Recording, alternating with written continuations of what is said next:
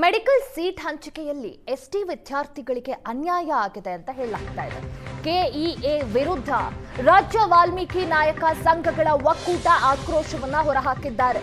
ಖಾಸಗಿ ಕಾಲೇಜುಗಳಿಗೆ ದುಬಾರಿ ಹಣಕ್ಕೆ ಸೀಟ್ ಮಾರಾಟ ಆಗಿರುವ ಆರೋಪ ಕೇಳಿ ಬಂದಿರುವಂತದ್ದು.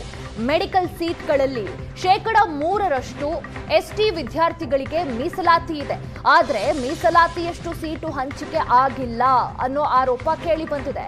ಕೂಡಲೇ ಸೀಟ್ ಹಂಚಿಕೆ ಪರಿಷ್ಕರಿಸುವಂತೆ ಕೆಇಎಗೆ ಎಸ್ಟಿ ಸಂಘಗಳು ಒತ್ತಾಯವನ್ನ ಮಾಡಿವೆ. 2026ರಲ್ಲಿ ಕೆಇಎಯಿಂದ ಸುಮಾರು 11,225 ಮೆಡಿಕಲ್ ಸೀಟ್ಗಳ ನಿಗದಿಯಾಗಿತ್ತು. ಆದರೆ ಅಷ್ಟು ಸೀಟ್ ನಿಗದಿ ಆಗಿಲ್ಲ. ಇದ್ರ ಬಗ್ಗೆ ಪರಿಷ್ಕರಣೆ ಆಗಬೇಕು ಅನ್ನೋದು ಎಸ್ಟಿ ಒತ್ತಾಯ ಆಗಿದೆ.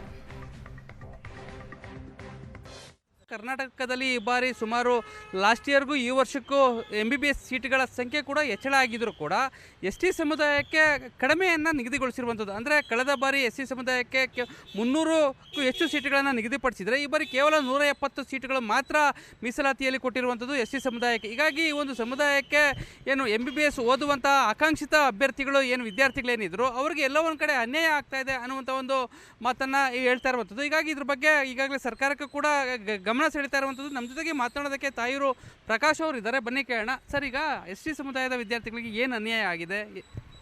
ಸರ್, ಕಳೆದ ಬಾರಿ 2025ರಲ್ಲಿ 9,133 ಸೀಟು ಅಲಾಟ್ಮೆಂಟ್ ಆಗಿತ್ತು ಕರ್ನಾಟಕಕ್ಕೆ ನೀಟ್ನಲ್ಲಿ. ಸೊ ಅದರಲ್ಲಿ 3% ಅಂತೆ 346 ಸೀಟು ನಮ್ಮ ಸಮಾಜದ ಮಕ್ಕಳಿಗೆ, ಅಂದರೆ ಪರಿಶಿಷ್ಟ ವರ್ಗದ ಮಕ್ಕಳಿಗೆ 346 ಸೀಟು ಅಲಾಟ್ಮೆಂಟ್ ಆಗಿತ್ತು. ಸೊ ಈ ಸಾರಿ ಕಳೆದ ವರ್ಷಕ್ಕಿಂತ ಈ ವರ್ಷ 2,000 ಜಾಸ್ತಿ ಅಭ್ಯರ್ಥಿ ನೀಟ್ನ ಅವಕಾಶ ಕಲ್ಪಿಸ್ಕೊಟ್ಟದೆ ಕೇಂದ್ರ ಸರ್ಕಾರ.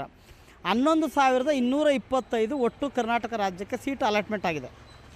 ಅದರಲ್ಲಿ ನಾನು ಕೇಳ್ತಿರೋದು 3% ಅಂತೆ. 11,225ಕ್ಕೆ 3%ನ ಲೆಕ್ಕಾಚಾರ ಹಾಕಿದ್ರೆ 337 ಸೀಟ್ ಆಯ್ತದೆ. ಸೊ ಈಗ ಎಷ್ಟು ಕೊಟ್ಟಿದೆ ರಾಜ್ಯ ಸರ್ಕಾರ? 178 ಸೀಟ್ ಕೊಟ್ಟಿದ್ದಾರೆ. ಇನ್ನು 159 ಸೀಟ್ನ ಕೋತ ಮಾಡಿದ್ದಾರೆ. ಸೊ ಆ ಸೀಟು ಖಾಸಗಿಯವ್ರಿಗೆ ಮಾರಾಟ ಆಗಿದೆ. ಸೊ ಹೀಗಾಗಿ ನಾನಿವತ್ತು ರಾಜ್ಯದ ಮುಖ್ಯಮಂತ್ರಿಗಳ ಕಚೇರಿಗೂ ಕೊಟ್ಟೆ, ಮತ್ತು ಖುದ್ದು ಮುಖ್ಯ ಕಾರ್ಯದರ್ಶಿಗಳನ್ನ ಶಾಲಿನಿ ರಜನೀಶ್ ಅವ್ರನ್ನೂ ಕೂಡ ಭೇಟಿ ಮಾಡಿ, ಮತ್ತು ವಿರೋಧ ಪಕ್ಷದ ನಾಯಕರಾಗಿರ್ತಕ್ಕಂಥ ಅಶೋಕ್ ಅವ್ರನ್ನೂ ಕೂಡ ಖುದ್ದು ಭೇಟಿ ಮಾಡಿ ಅವರು ಕೂಡ ಮನವಿಯನ್ನು ಕೊಟ್ಟೆ, ಮತ್ತು ಚಲವಾದಿ ನಾರಾಯಣ ಸ್ವಾಮಿ ಅವ್ರಿಗೂ ಕೂಡ ಕೊಟ್ಟೆ, ಮತ್ತು ರಾಜ್ಯದ ಮುಖ್ಯಮಂತ್ರಿಗಳು ಕೂಡ ಟಪಾಲ್ ಸೆಕ್ಷನಲ್ಲಿ ಕೊಟ್ಟಿದ್ದೇನೆ. ಸೊ ಈಗ ಏನು ಮಾಡಿದ್ದಾರೆ, ಕೇವಲ 8ನೇ ತಿಂಗಳಲ್ಲಿ ಅನೌನ್ಸ್ ಮಾಡಿ 18ನೇ ತಾರೀಕು ಸಾಯಂಕಾಲ 5 ಗಂಟೆಗೆ ಕಟಪ್ನ ಲಾಸ್ಟ್ ಮಾಡ್ತಾಯಿದ್ದಾರೆ. ಸೊ ಕೇವಲ 8 ದಿನಕ್ಕೆ ಆ ಸೀಟನ್ನು ಅಲಾಟ್ಮೆಂಟ್ ಮಾಡಿ ಉಳಿಕೆ ಸೀಟನ್ನು ಏನು ನಮ್ಮ ಸಂವಿಧಾನಾತ್ಮಕ ಏನು 159 ಸೀಟ್ ಬರಬೇಕು ಆ ಸೀಟನ್ನು ಖಾಸಗಿಯವರು ಮಾರಾಟ ಮಾಡೋದಕ್ಕೆ ಅವರು ವ್ಯವಹಾರ ಆಗೋಗಿದೆ. ಮೆಟ್ರಿಕ್ಸ್ ಬಿಟ್ಟಿದ್ದಾರೆ, ಮತ್ತು ಈಗಾಗಲೇ ಸೀಟ್ ಇದನ್ನೆಲ್ಲ ಬಿಟ್ಟಿದ್ದಾರೆ. ಇಷ್ಟೊಂದು ಅನ್ಯಾಯ ಆಗಿದೆ. ಈಗ ಮುಂದಿನ ದಿನಗಳಲ್ಲಿ ಈಗ ಸರ್ಕಾರಕ್ಕೂ ಕೂಡ ನೀವು ಮನವಿಯನ್ನು ಮಾಡಿದ್ದಾರೆ.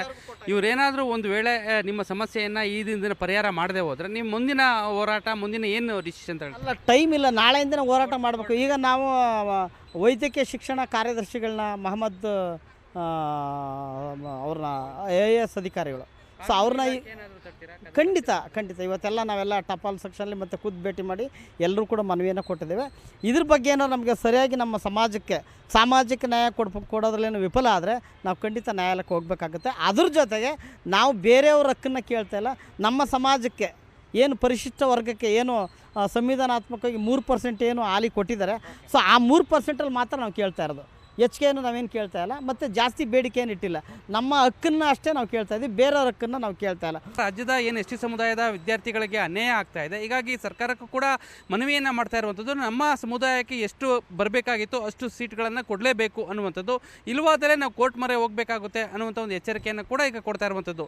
ಕ್ಯಾಮ್ರಾ ಪರ್ಸನ್ ದೀಪಕ್ ಜೊತೆ ನಂದೇಶ್ ಮಲೆನಹಳ್ಳಿ, ಏಷ್ಯಾನೆಟ್ ಸುವರ್ಣ ನ್ಯೂಸ್, ಬೆಂಗಳೂರು.